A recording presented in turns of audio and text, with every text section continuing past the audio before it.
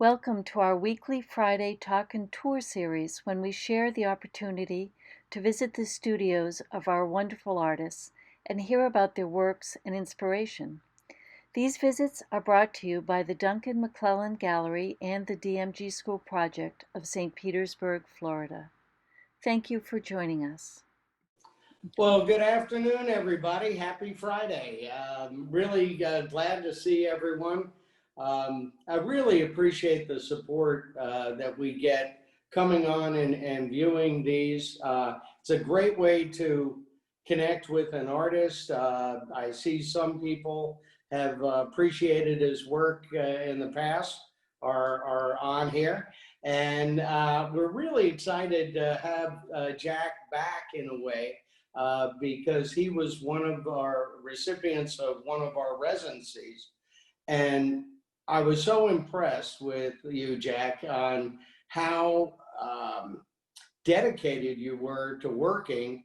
I mean, literally, I think there were many days where he didn't sleep at all because he was out there working on armatures and getting coal working done. And so it's a real honor to not only have you today, but to have your work in the gallery. So thank you. Thank you.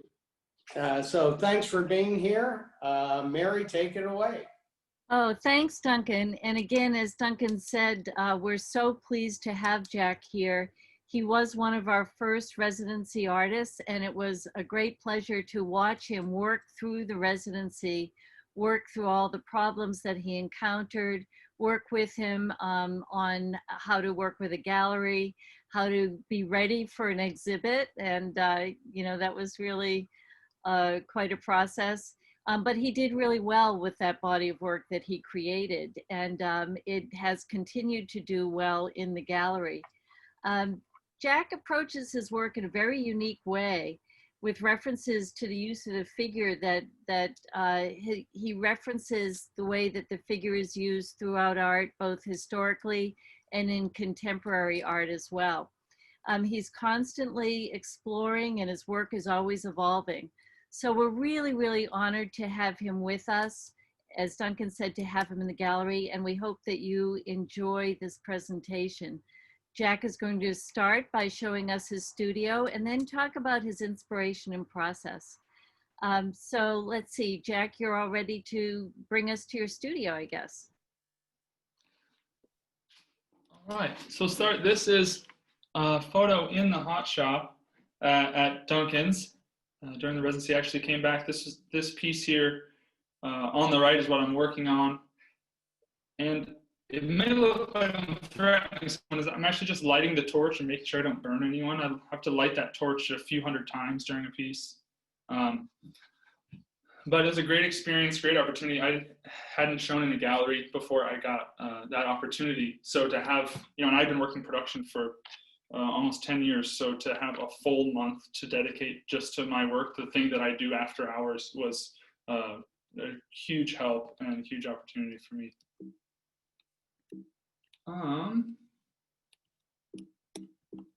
And all of a sudden, here we go.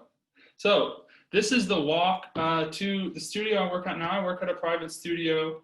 I just walk about a half mile down this pretty little street and come to the shop. It's a modest little shop, it's 2 glory holes, but it has a 700-pound furnace, which is really big by industry standards. So I can make just about anything I need to out of that. Here's a little pickup kiln for heating up different parts, or sometimes I'll heat up a whole piece if I need to fix something, if a nose is crooked and it's not supposed to be. Glory hole is about 20 inches, so you can make some pretty decent sized work out of that.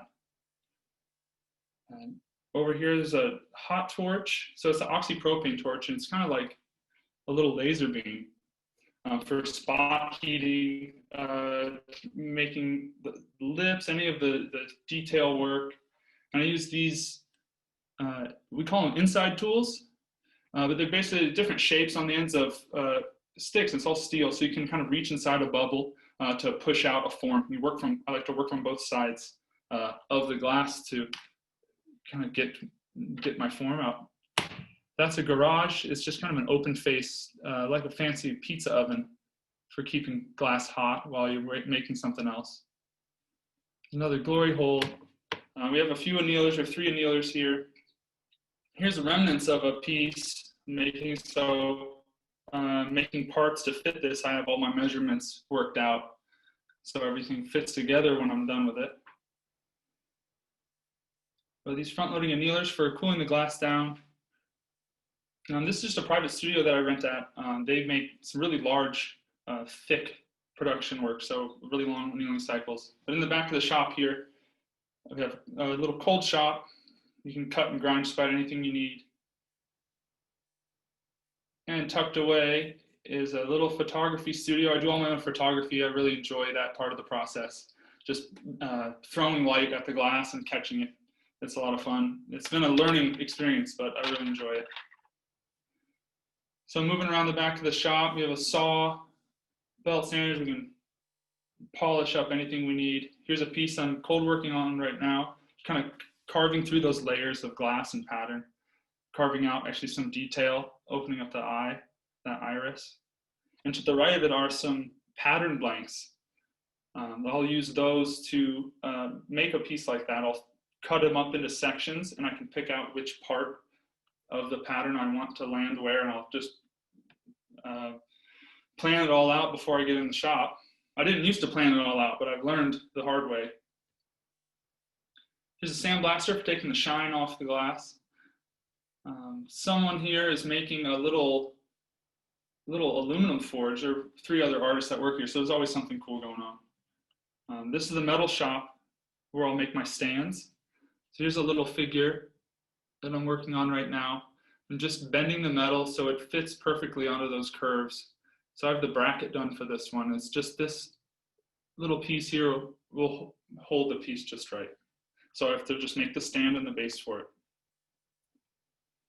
But as you can kind of see, there's a little welder, grinders, modest little shop, but it's all basically inside the hot shop. So when the hot shop's on, you're sweating. It's great.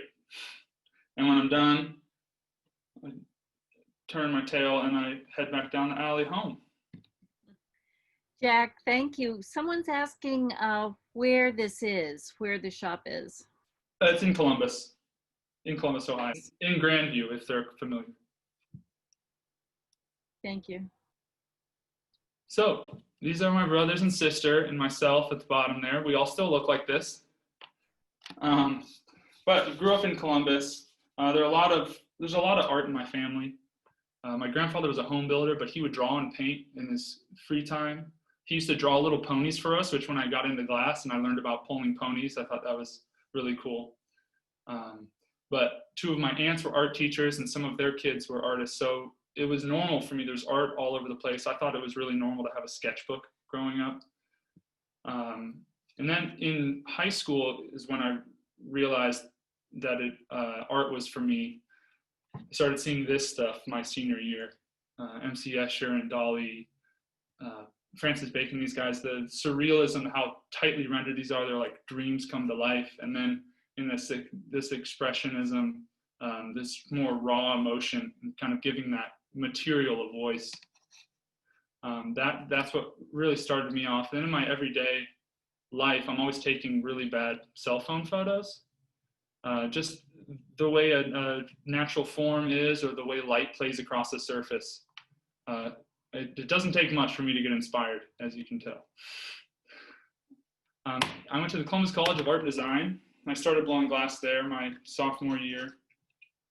And aside from just the basic glass blowing, we had a little hot torch, and I'd heard of inside sculpting. So I started poking around, and after I'd finished my assignments, I would try to sculpt faces and things. So the 2 on the left are glass, and the 2 on the right are clay. I really love ceramics as well. This work I'm just kind of aiming for more visceral beauty, thinking about like the law of conservation of energy, and just kind of give that energy a face. But honestly, I was struggling with the material a bit, something that I had problems with committing to glass, because it was like, well, I can make anything I want out of clay. Why am I obsessed with this thing? But I couldn't stop. After college, I worked a lot of production. I still love making goblets, just some good, clean glass blowing, learning the material, trying to keep up with tradition a little bit. Also taken a good deal of sculpting workshops. It's a great place to make friends and to learn from the best. I do love animals, and they're also a great way to practice making different forms and patterns and textures. So here, after a little more training, this is the first piece in a long time that really felt like my own. It's a huge jumping off point, experimenting with the form and the color. It really just felt like painting in 3D. So I knew this was something that I'd be working on for a while. So Jack, the patterns are so interesting in the glass. Can you talk a little bit about how you make the pattern bars? We saw them in your video, and I know that you flatten them out and the glass creates this pattern, but how are the different colors put into the pattern bars? Okay, yeah, for this piece, this is a technique I don't do that much anymore, where the head is all carved from one piece of glass. And I just started with the center that I had black in the core, and I layered up the layers of the red and white, and then really just chopped it up with a big pair of shears and smoothed it back together.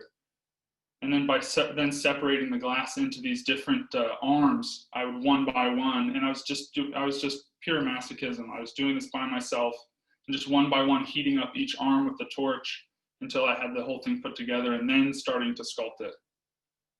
Wow. So now I've learned to make my pattern one day, and then take that, look at it, section it up. I'll section it up in the cold shop now, and I use teammates. I use assistants in the hot shop to help me work now, but I'll use a combination of cane, it's like an Italian style, pulling sticks of colored glass and forming them together, or just layering up layers of powder or solid color. Thank you. Yeah, so this piece here is blue water. And I made the head a similar way. It's layered up powdered glass. And then I wanted to figure out, just a lot of drawing to figure out how I wanted the body to be. I ended up with this kind of large blown donut. And I wanted the piece to kind of be moving and leaning as you move around it. So I tried to create that movement in the piece. And something I love with this work is, as humans, our facial recognition, and it's something that's trained into us. They've done studies, and in the womb, a fetus can recognize a face that's right side up versus upside down. So they have a different reaction. So that's something that I'm kind of still looking for and finding, and just in myself trying to figure out, well, why am I so drawn to making these things and I just can't stop? And something that I just figured out about myself to help kind of fuel the fire. And here, as I continue to change the technique, instead of carving the head out of one piece of glass, I start sectioning that up. And now, like you saw earlier, using the tube, this is before I got to that point where I was just have a large log of glass with my pattern in it. And then taking sections off of the end of that pattern to build this kind of cage of ribbons, and then sculpting into that. But I'd start working on layering that glass up a little more, and then going into the cold shop, and I can create highlighting on the nose and chin, carving through those different layers to open up the pattern to accentuate the brow, and just really getting in there and experimenting. Again, exploring more forms.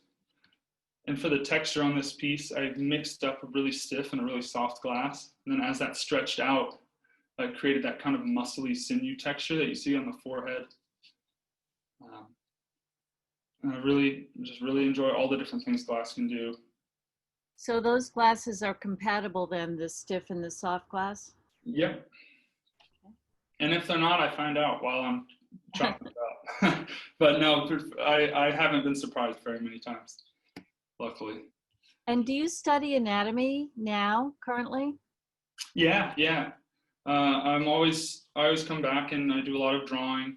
I'll do recently, since I've had so much time on my hands, I've done some online drawing courses, doing a Renaissance style drawing course right now. That's taking a lot of time. It's a lot of fun. But yeah, it's definitely really helpful. I like to combine that anatomy with just more of a abstracted flow of the glass. So here's one of the first pieces from the residency at Duncan's. It was 2017, and I started trying to scale up the work. And I knew I needed to change something about how I was making it so that my residency partner didn't kill me, because this took about 7 hours straight on the pipe, where we had to carry around the whole thing the whole time. And with all of that surface area, because it's a cage like that the whole time, it gives off all of its heat and really wants to break. So it's pretty tenuous 7 hours. It's a long day. So I figured out that tube technique. And it's something that I've seen, it's an Italian style, they call supio. Well, for making like a cane goblet, they'll make a small pattern tube and then take the top of the cup in the middle. So I think that's where I got it from. But I was able to do the heavy lifting one day, make the pattern, and then I can section that off and really pick and choose where the loops land on each part of the piece, and not have to carry the whole thing around all day. You can see that spot heating there in the middle, making the philtrum, the little dip above the upper lip with that oxypropane torch. And then on the right, there's just a big propane torch. It's like a weed burner, just to keep the whole thing warm, to keep it from breaking while we work. So it's only about, especially with these things, only about 30-45 seconds that it can be out working before it needs to be reheated. So the hair on the right of this piece, can you reheat that and rebend it and try to rework it, or is that all the time you have in that 30 seconds? Oh no, I'd rework it, but it's just like, say I'm sculpting the eye, the assistant will bring it back to me, and then I have about 45 seconds to torch and carve, do whatever I'm going to do before we have to carry the thing over to the glory hole and reheat it, and then I can continue working. But yeah, those big ribbons, if I do it right, the majority of the large movement is done when I apply it, like a handle. There's that finished piece. The movement is so fluid, it's beautiful. Thank you. Yeah, I wanted that kind of calm feeling of that figure kind of floating and rising up, and try to create that depth in the form, and also have that pattern kind of echo that.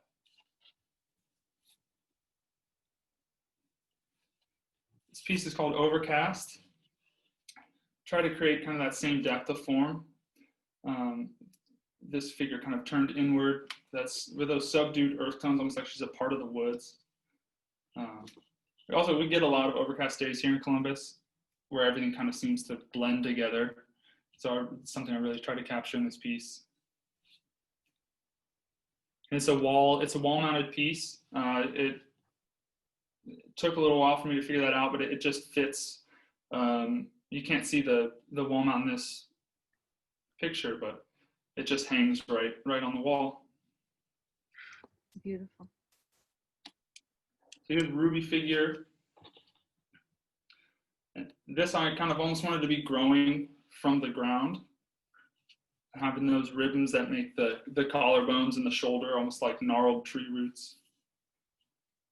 And there on the right, you can see where I carved through the color, and I open up that pattern, show all of those sticks, almost like rings of a tree. I'm showing yeah.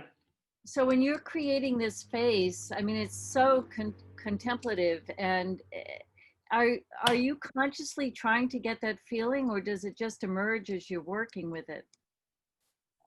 No, it's what I'm going after. Sometimes after I do a big move or like a more of a finishing move, if it's not there, then I have a lot of work to do.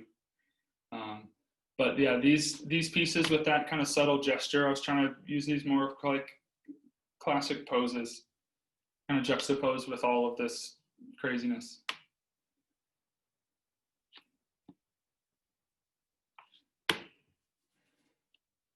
This is another piece from the residency.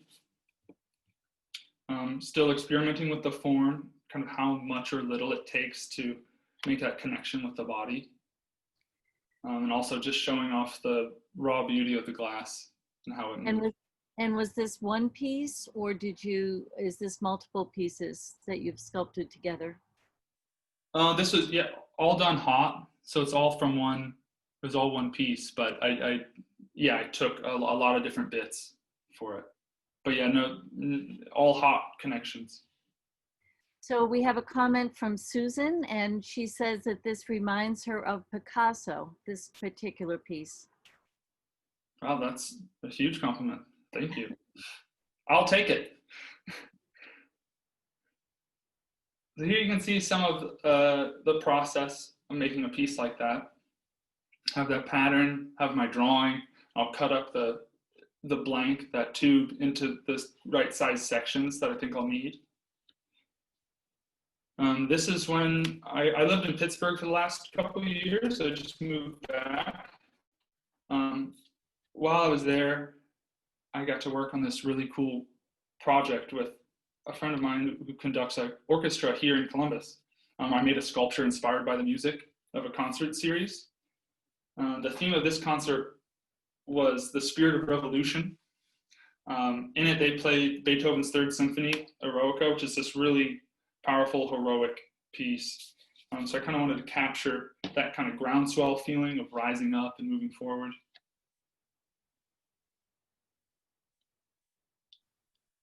And then another concert in the series showcased the piece by Richard Wagner, who's known for his use of the leitmotifs. Leitmotifs, a short recurring musical phrase that denotes a specific person or place or idea. It's kind of like in Star Wars, when you hear the Imperial March, you know Darth Vader is coming. He was one of the first to kind of pioneer that use in opera. So around the same time, a little before Wagner, an illustrator named Henri Daumier, he made this print criticizing King Louis Philippon, the king of France. He was known as the Citizen King. He was brought to power to reinstate the crown after a revolution. He was a crowd favorite. He turned into a bit of a tyrant. So Daumier actually did jail time for this piece that he made. His piece is titled The Past, the Present, the Future, and it shows a benevolent leader on the left transforming into not so benevolent. So kind of wanted to recreate Daumier's piece, kind of thinking of that idea of the citizen king as the leitmotif. You know, that citizen king, someone you could sit down with and have a beer with. They come to power and change for the worse is something that I think we've seen throughout history quite a few times. Now you have a clay sculpture here.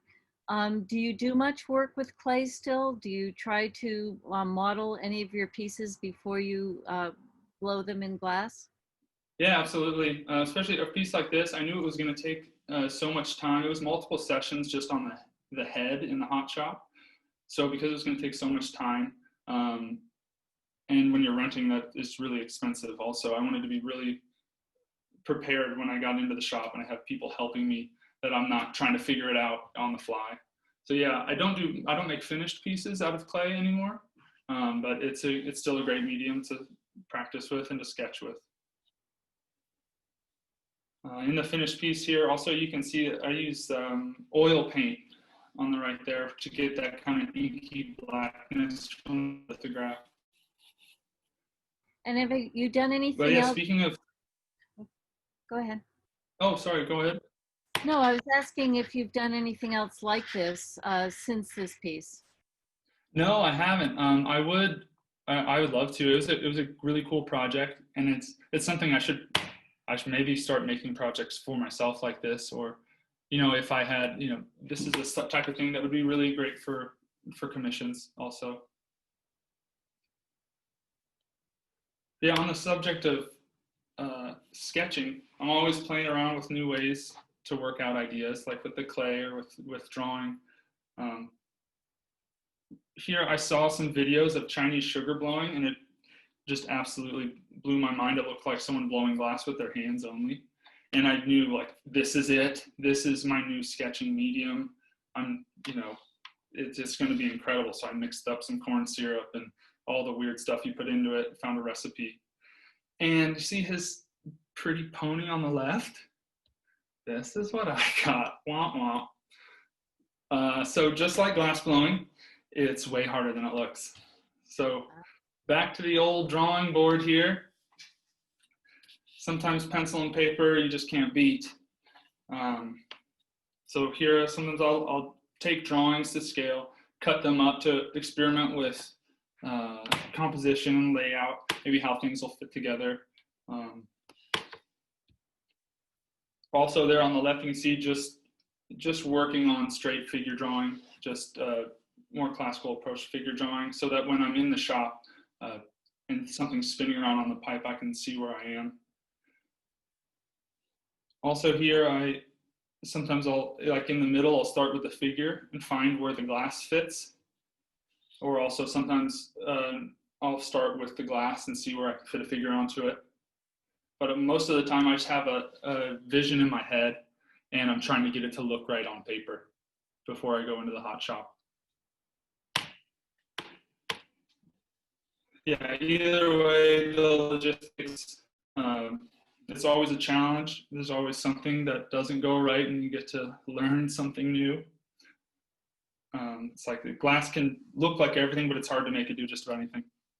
But here in these drawings, you can see where I would take a drawing and then plan it out. I number out my steps and just section the thing up, divide and conquer. And does it always go that way? Eventually. Yeah, I don't think I've given up on a piece yet, but maybe that's a lesson I haven't learned. Here are some of these figure studies. And these I just build one bit at a time. Something like this, I would have either multiple blanks or just a bowl of powder, just have powder on the surface.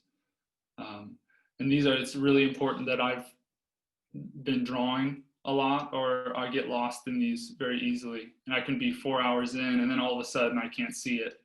And I put a few bits in the wrong place and it's over. When they come out, it is all worth it. Now this was a residency piece, wasn't it? This was one of the first. It was fun. That pose was, it was great. Quite a challenge to get as it's, it was connected on the knee. So to have that thing line up and it looked like she's actually putting weight on her hand there, it was a lot of fun. And then all of those, having a full figure gives so much more opportunity for movement and for curves and these little pockets and spaces. The attitude is great. Here's one on the pipe here, so you kind of get an idea what it looks like. This one it's done, but it can be a little mesmerizing. You can imagine it's easy to lose your place with all of those ribbons flying around. I just love being able to see and get into, every side of the glass.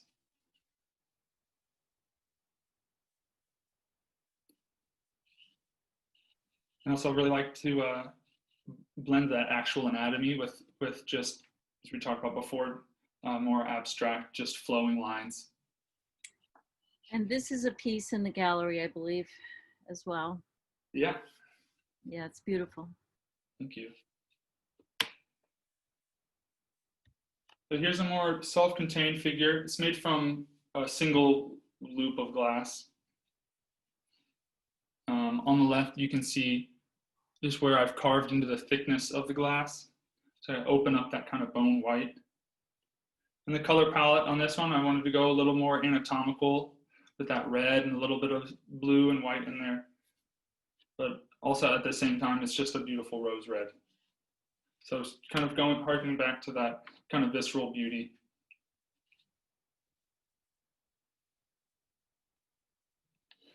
So this is my cavern series. It's inspired by wind-carved rock formations, kind of found in nature, and also this idea of kind of the impenetrable sanctuary of the mind. So I like to make these out of a completely seamless loop of glass. Is your work influenced by things you are reading or watching or experiencing? Do you consciously take that back to the studio? Yes and no. It was something that I like about my work. I try to keep it open-ended, and whatever I'm inspired by at the time, I can find a way to make that fit. Or not that I find a way, but it always ends up coming out. If I'm reading about physics or psychology, it works into the piece. But at the same time, kind of like a song when you can't understand the lyrics, but you just love it.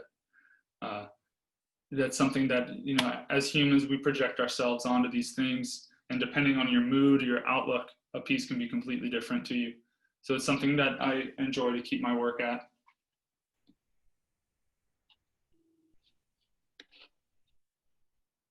But yeah, these, especially up on the wall here, like this one, depending on how you light it, creates a really nice shadow. And these are a newer series for you, aren't they? Yeah, just this last year. Started working on these, figuring them out. They're almost like those old-fashioned shadow portraits that people used to cut out of paper or something like that. Oh yeah. Yeah. That's cool. Very nice. So this kind of continues with that theme of nature and seamless forms. This piece here is about 25 inches long or tall. This is what I call, this piece is called oxbow. Comes from the shapes of rivers when they carving through a landscape and those curves start to meet up. I really like that moment just before they meet up where there's a little space, but you see what's forming. But yeah, this is again just this last year or so, a lot to figure out in these pieces. This piece I had to pick the whole thing back up, heat it up in a kiln, stab it up on the end of a blowpipe because it didn't line up right. So I really wanted it to line up from the front. And as you move around, everything kind of starts to bend and shift out of place.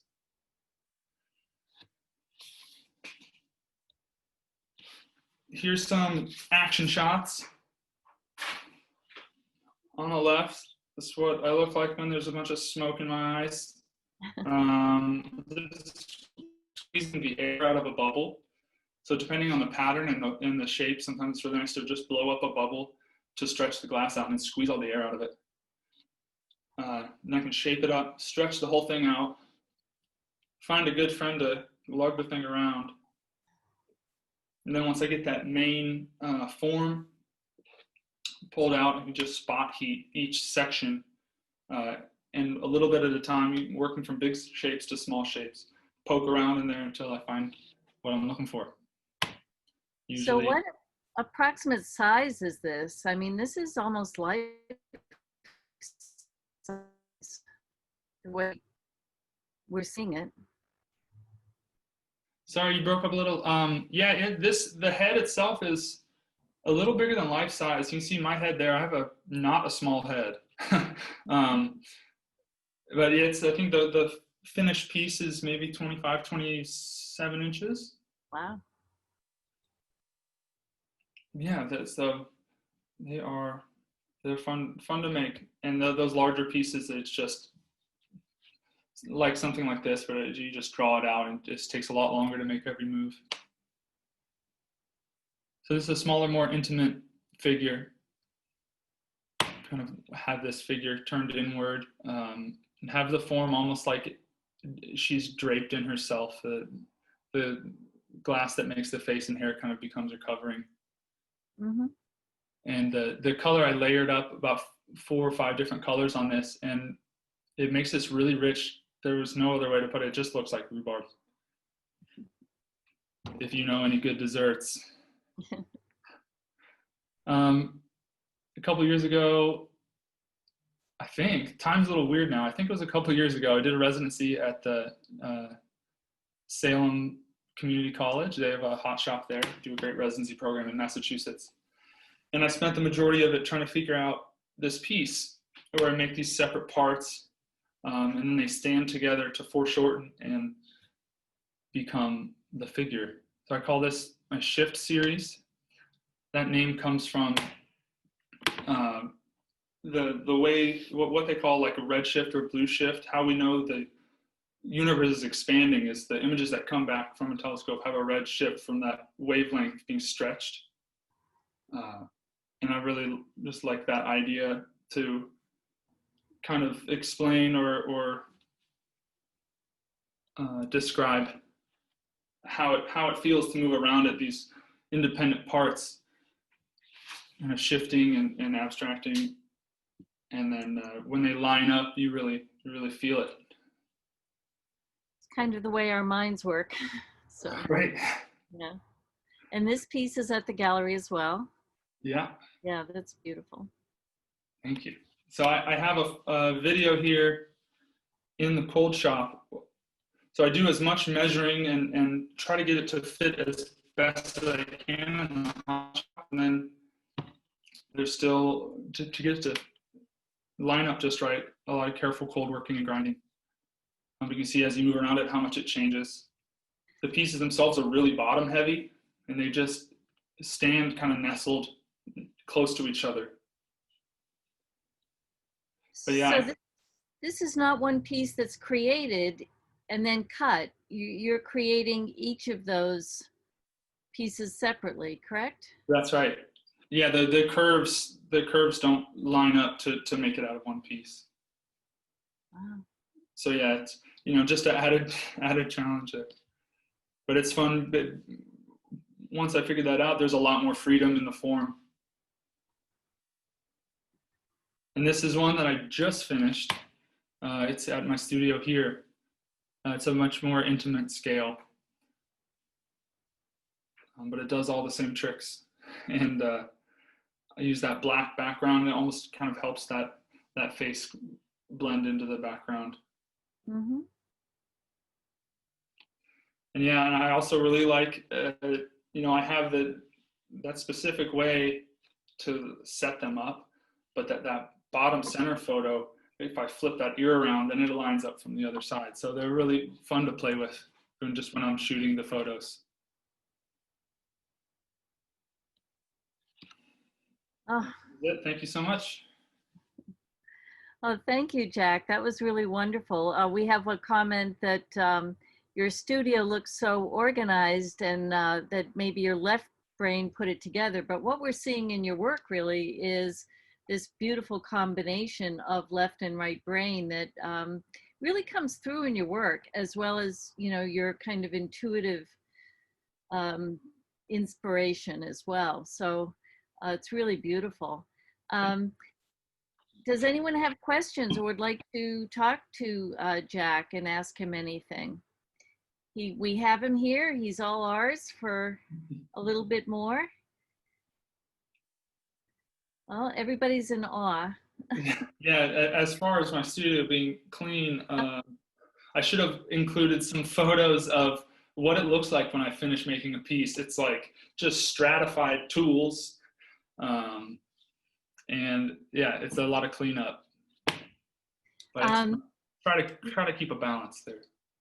So do you also do some drawing? You said you had spent a lot of time drawing, and I know we didn't see, you showed us some sketches, but are you doing more of that now that you're, that you're kind of in your studio and more isolated these days? Yeah, absolutely.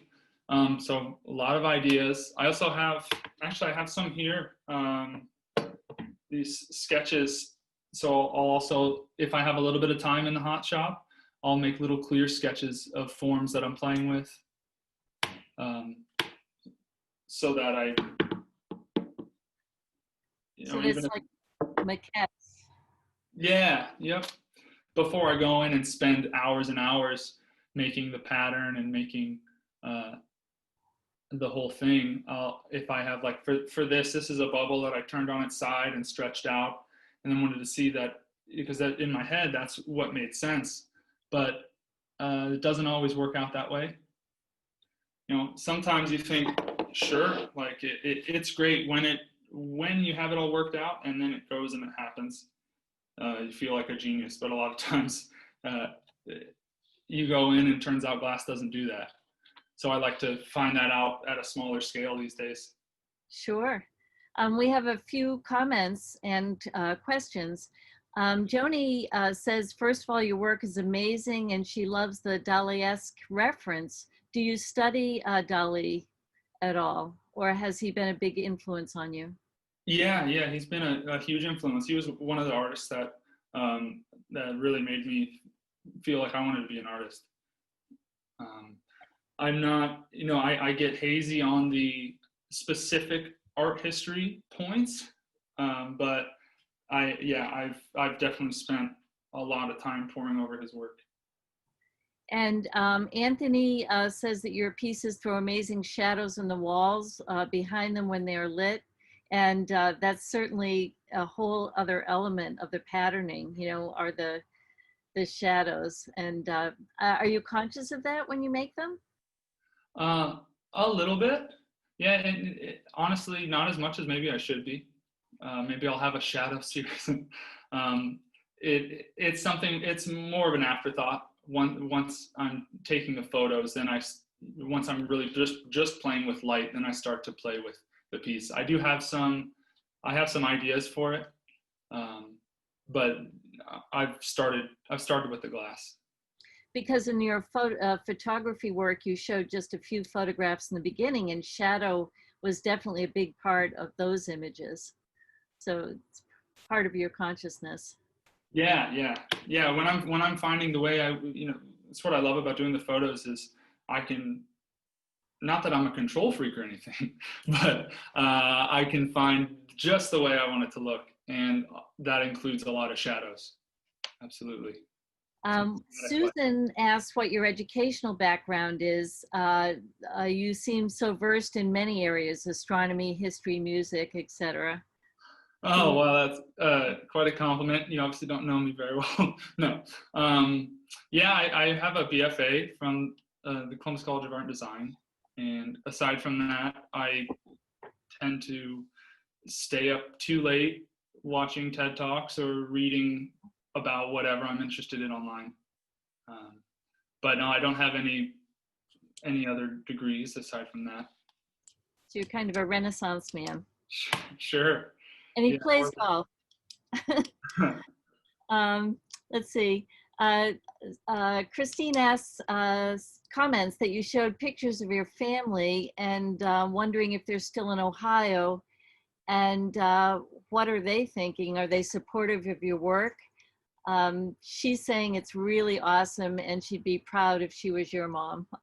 Oh, well, thank you. Yeah, my folks are proud. I would, when I told them I wanted to go to art school, their first response was, art's maybe not the best profession. And I said, well, it's better than skateboarding, because that was my goal all growing up. All I wanted to do was travel the world and be a professional skateboarder. So it was a step up. And yeah, one of my brothers is in town. He has 3 little kids that are a lot of fun. And then my other brother and sister have moved away, but we see each other fairly regularly. Yeah, they're all very proud of me, as they should be. Wow. I'm proud of them too, though. It's mutual pride. Sounds nice. Anthony's asking if there's something about glass in particular that you love working with as opposed to other sculptural mediums. He especially loves the rich colors you work with. So we keep going back to that layering of color, but also your sense of three-dimensionality and shape. We talked a little bit about going back and forth between drawing and sculpting and how they really affect each other and inform, the way you're able to use your medium. So is there something about glass in particular that you know, drew you Yeah. beyond play?